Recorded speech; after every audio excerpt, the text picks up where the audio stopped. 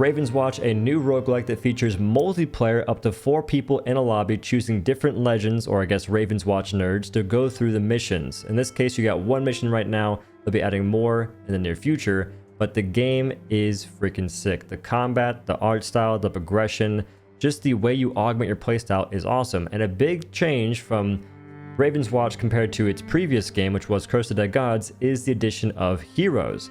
In this case, you have 6 playable heroes you can unlock very quickly, and they all have their own abilities. You have your Q, left click, right click, E, and shift. And you also have a iframe on your space for every single character. Also, there exists an F button, and this is more of an ultimate, if you will. And in my case, I've only seen one so far, and that's because I didn't progress through the game fast enough, I guess. It took me a little bit to get it, like an hour or two.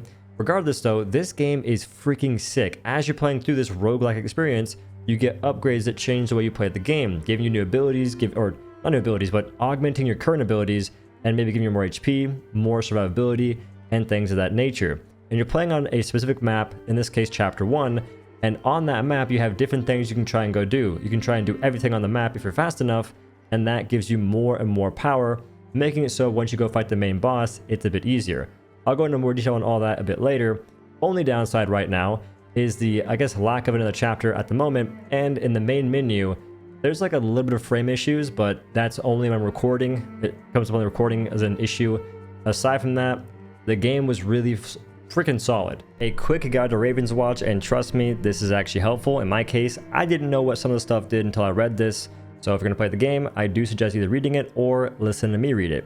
Now, first and foremost, the Ravens, protectors of Reverie, now call for fallen legends to repel the spreading corruption. Together, they form the Ravenswatch, aka the selection of nerds you can choose from to play the game. The objective: a master nightmare invades each chapter but starts asleep. The objective is to beat the nightmare. Just beat the boss, carry on.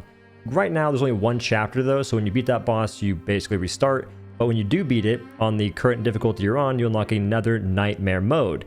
Nightmare modes basically reduce, or they don't reduce, they add things that make it harder to beat the game, or beat the nightmare in that chapter. Master Nightmare takes time to awaken. A gauge shows its awakening progress.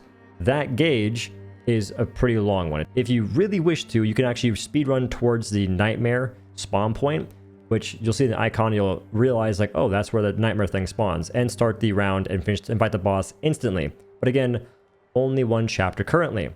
And when the Master Nightmare awakens, you are summoned there anyway, so if you really want to, you can spend the whole time going and collecting buff. Ravenswatch can be played solo or in cooperation with up to 3 other players, aka 4-player co-op. It's pretty sick. Got a join session, you have a join code, and you can do those things. When you're playing the game, you can only choose one hero, as in, you can't all be playing the same guy. You know what I mean? You'll have to be playing different heroes. That makes sense. That's cool. And they also have synergies that make it more fun. Chapter start. After reaching a new area, you start within a safe zone where a game time is frozen. Take some time to choose your first upgrade and wait for your teammates to be ready.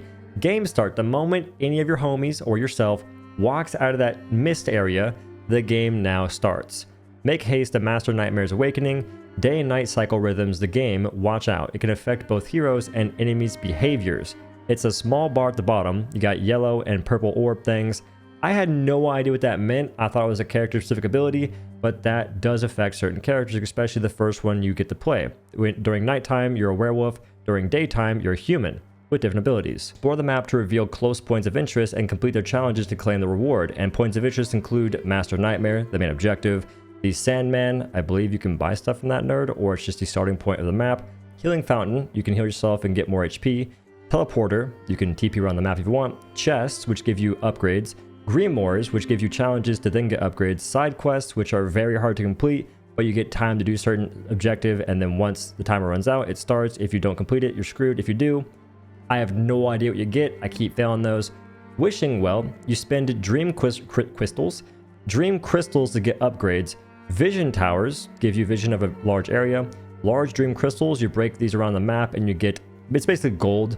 Nightmare tumors, I think you break that and then fight a challenge thing, and then optional bosses. Those are just beefed up nerds you can beat and then get upgrades. Level up. Defeating monsters or completing challenges earn experience XP, stacking to reach further levels of power. And when you level up, you also full heal yourself, which is pretty nice. XP is the same for all heroes in the party, so you level up all at the same time. in a multiplayer game. Master Nightmare takes time to awaken, used to gain as much power as possible before challenging it. You can get pretty freaking strong during that time frame. Upgrades. At the start of each round and each time you level up, you can choose a new upgrade. Use the upgrade action to open the upgrade interface. Choose one upgrade among those proposed and go for the next level. Watch out for your health gauge. Enemy attacks sap your health, lowers your HP, and collecting health orbs can restore your HP unless you have upgrades that make it so you get lifesteal and you can no longer get the health orbs. Look out for the healing fountains that can heal you and also replenish your HP or give you more max HP. Death. When your health drops to 0, you fall at death's door and death timer starts. So you have a revive timer, but you can be revived in multiplayer by your teammate. But if you're by yourself, you use a Raven's Feather. And if you're in a group, you also use Raven Feathers, but the Raven Feathers are shared with your teammates. They're basically viewed as revive tokens. So if one person dies 4 times, they can use every single feather. And there are modifiers or nightmare modes that reduce the amount of feathers you have. So be careful. When death timer ends and no feather is left, you are permanently you're permanently dead. When all heroes are dead, game is over. Combat details. Resilient enemies have a white stagger gauge under their health bar, filling when taking damage. When the stagger gauge is filled, the enemy is rendered vulnerable and they can't hit you for a time being, and they're like stunned for a little bit. Some enemies have a shield icon, if not 2 shield icons, and that means they take less damage until you stagger them. Once staggered, they lose their armor and take increased damage, which is a very big moment of opportunity to get damage in, otherwise they're pretty tanky. Combat Glossary. Vitality. Increase maximum health by plus 1% per point. Damage. Increasing damage dealt by plus 1% per point.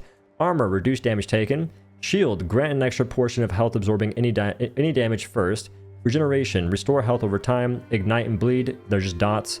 Damage over time. Chilled, reduce enemy move speed. Weakened, deal less damage. And trapped, prevent any movement. I'm pretty sure that all these effects can also be on the enemies, especially the chilled aspect or weakened and trapped. I've been weakened a lot and I've been trapped a lot. When a game ends, you reach the results screen. It shows your difficulty you played on, your playtime, and level reached, and you get a score.